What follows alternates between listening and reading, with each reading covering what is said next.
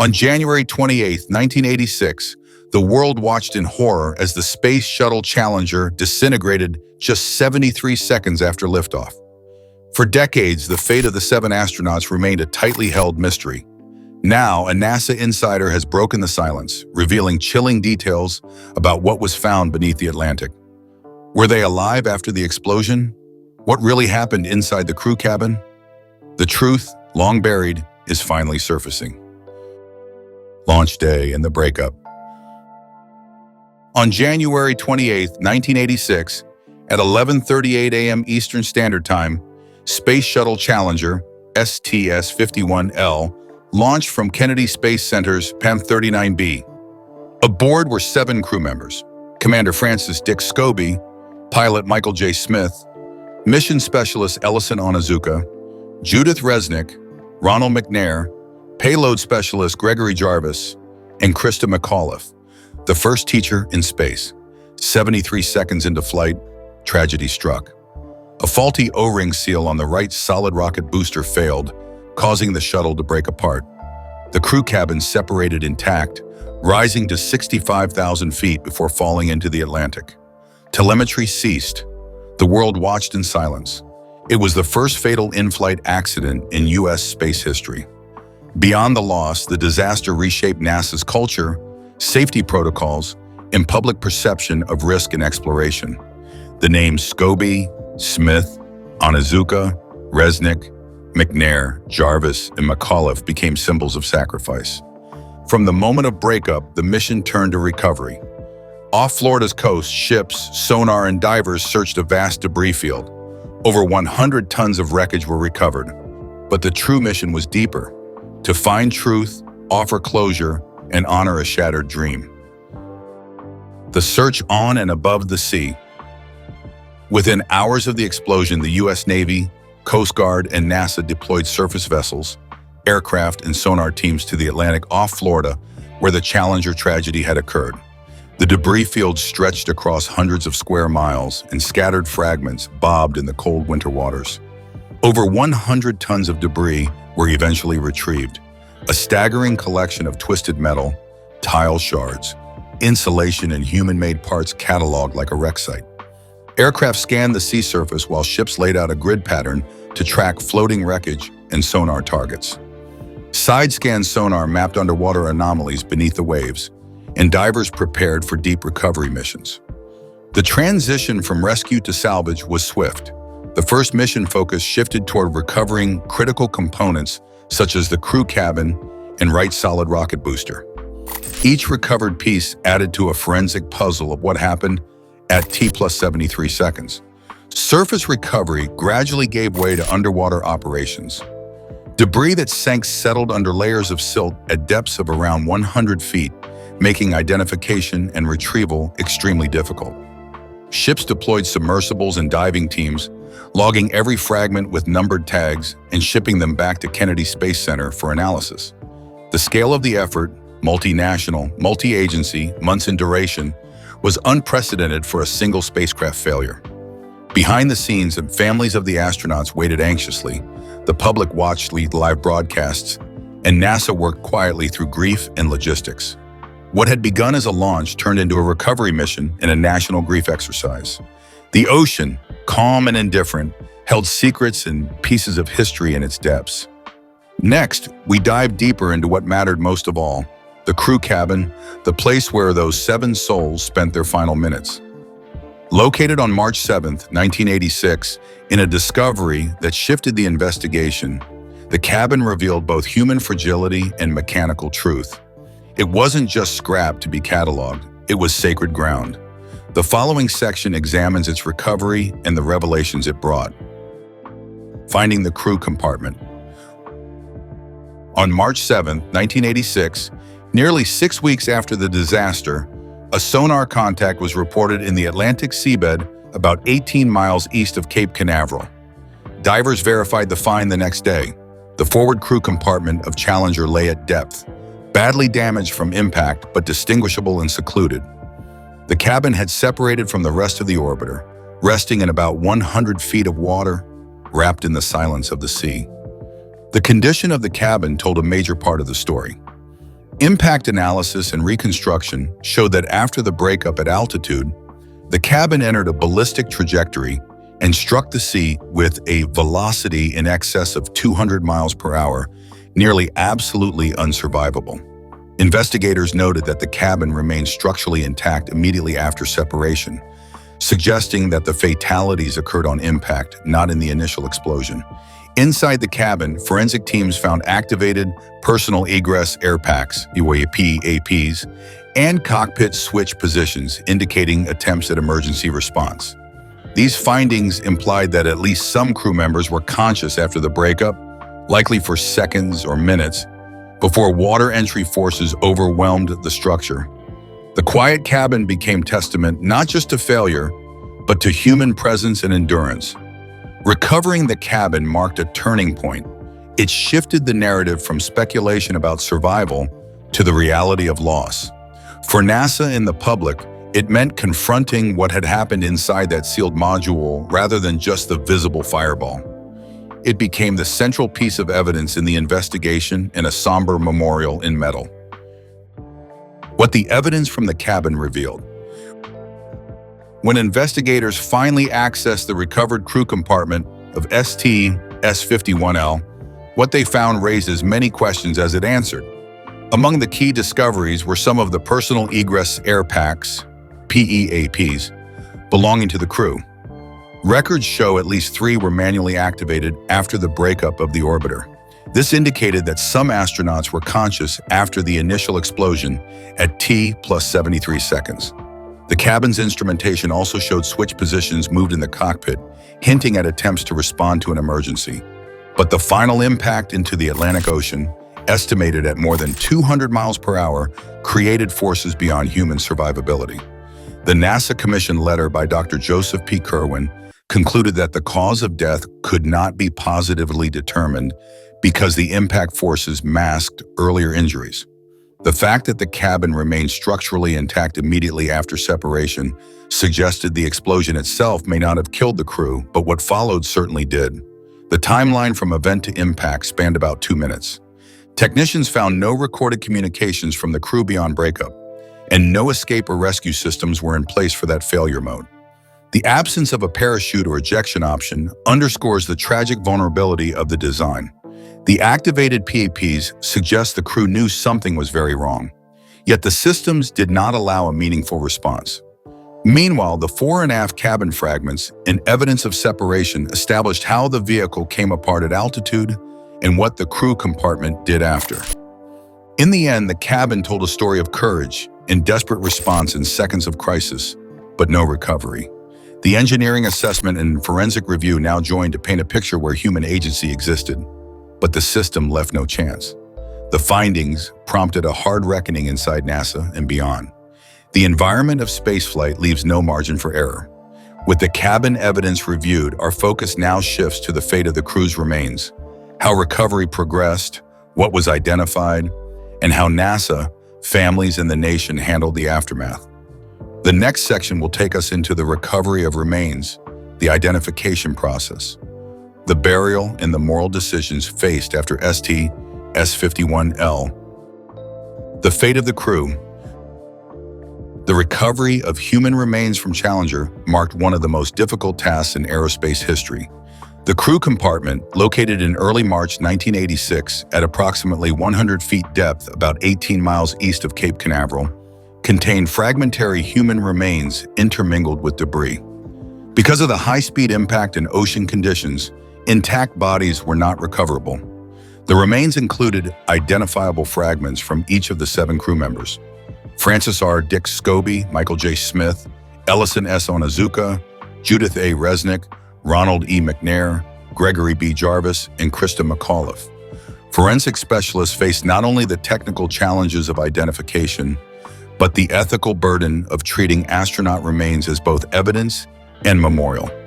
Once identification was complete, NASA made the decision not to publicly display remains or detailed forensic findings, prioritizing family privacy and respect. The remains that could not be individually identified were cremated together. On May 20, 1986, the ashes were buried at the Arlington National Cemetery with full honors. Recovery teams cataloged thousands of fragments, some bearing names or parts of mission-specific artifacts. Each fragment carried the weight of a life lost and a mission ended. While the cabin indicated possible consciousness after breakup, the remains underscored the finality of the impact. In the words of the Kirwan letter, the cause of death could not be definitively determined due to the impact trauma.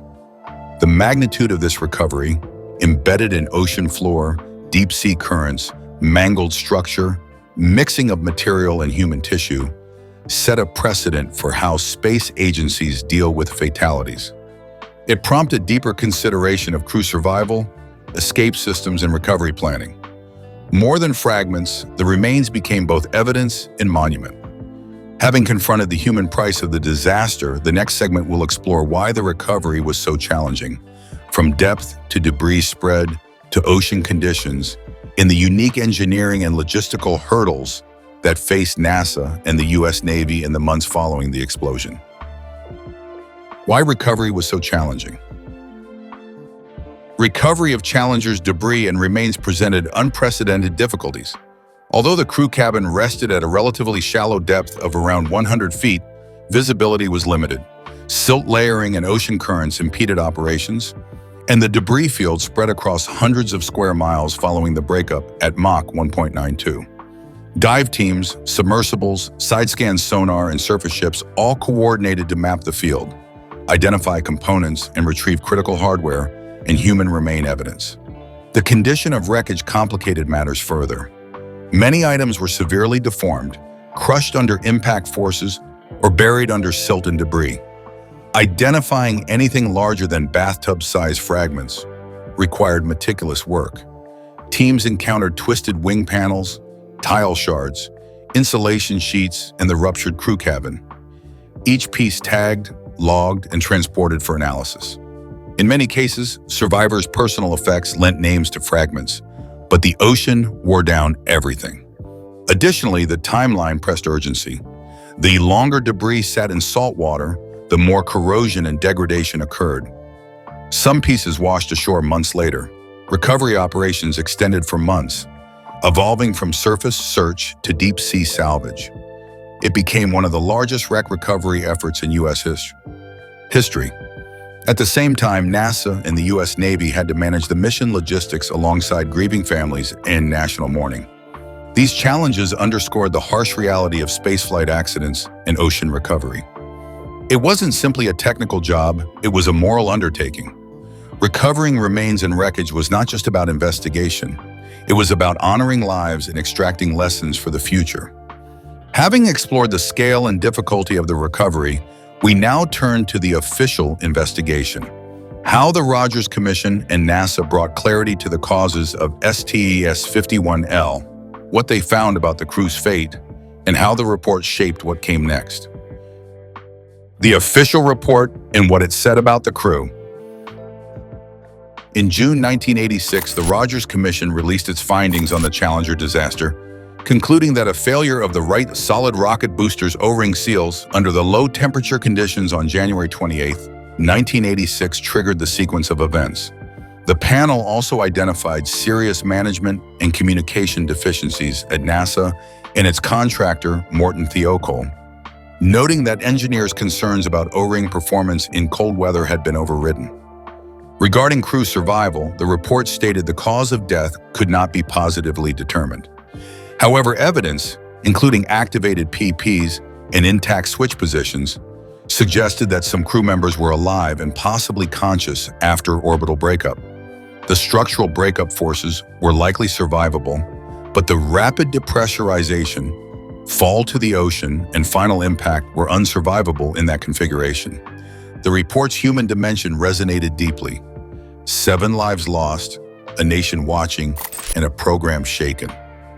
NASA accepted the need for sweeping changes in safety culture, design review, external oversight, and launch decision-making. The findings moved Challenger from being a tragic anomaly to a case study in systemic failure. In the months that followed,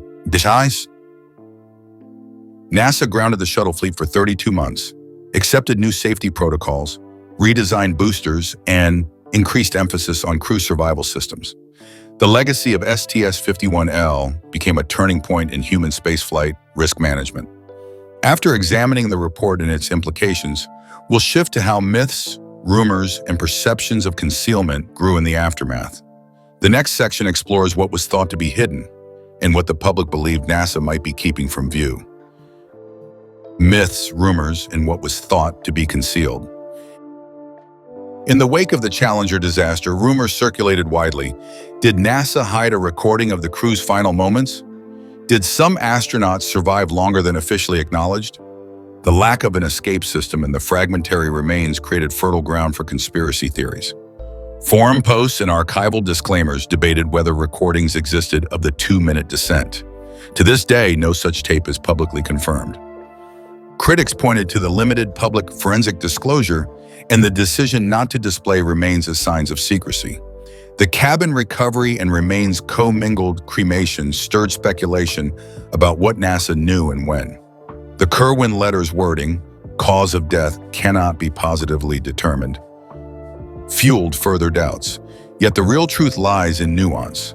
What looks like concealment may simply have been respect, classification protocols, and a mission culture unprepared for public crisis. From myths to learning, we turn next to what Challenger taught NASA and the world.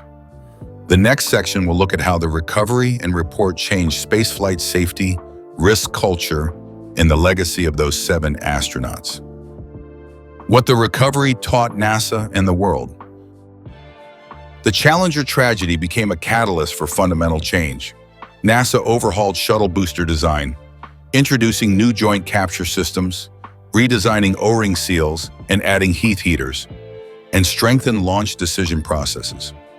Crew survival systems were improved, full-pressure suits replaced partial systems, egress options expanded, and risk management culture re-examined. Beyond engineering, Challenger became a case study in organizational culture. The notion of normalization of deviance, where known problems become accepted over time, entered academic discourse. The importance of dissent in technical programs and the cost of silence became starkly clear. The legacy of Scobie, Smith, Onizuka, Resnick, McNair, Jarvis, and McAuliffe lives in every safety review.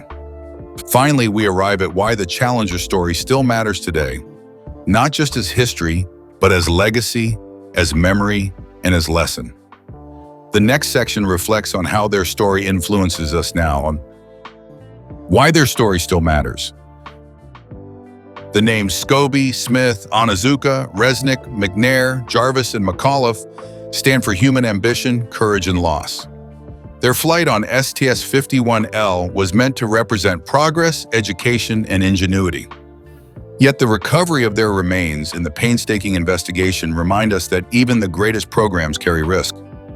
The fact that the crew cabin was found, the fragments recovered, the remains identified and buried with honor demonstrates a fundamental commitment. When we send humans into danger, we accept responsibility, even in failure. The memorial at Arlington and the ongoing ceremonies each 28th January reinforce that we remember not just what happened, but who it happened to. The engineering changes, the cultural shifts at NASA, and the broader lessons about transparency, dissent, safety, all stem back to Challenger. Every time an astronaut boards a spacecraft, the shadow of January 28, 1986 remains present. This story is not just about what broke, it's about what we repaired and what we choose not to repeat. In essence, their story matters because exploration never ends at success. It includes recovery, accountability, and memory. As long as rockets rise, we carry their names and their legacy forward. Their remains told a story no camera ever captured. Of seconds, not silence. Of effort, not fate.